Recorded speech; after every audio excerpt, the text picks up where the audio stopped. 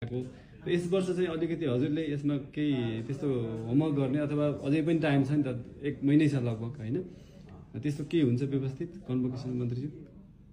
मलाई थाहा छैन कि कन्भोकेसन गर्छ कि गर्दैन भन्ने कुरा थाहा छैन हैन। उनीहरूको प्रोग्राम होला हैन, कसरी गर्छ भन्ने नि मलाई थाहा छैन हैन।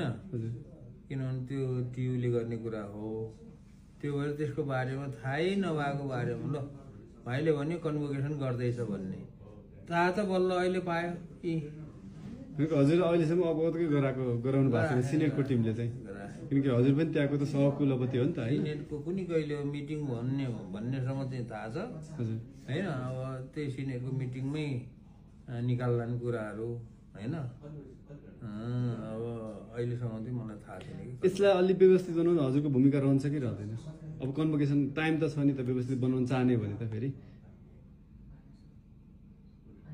मेरो भूमिका त खास के हुन्छ र, मैले यसो गर हो यसो गर्दा कसो हुन्छ भन्ने कुरा मात्रै हो। किनभने कन्भोकेसनलाई यताउता आयोजना गर्ने, निमन्त्रणा गर्ने, व्यवस्था गर्ने कुराहरू त टियुले नै गर्ने हो नि त। त्यो भएर हाम्रो भूमिका कति हुन्छ मलाई पनि थाहा छैन।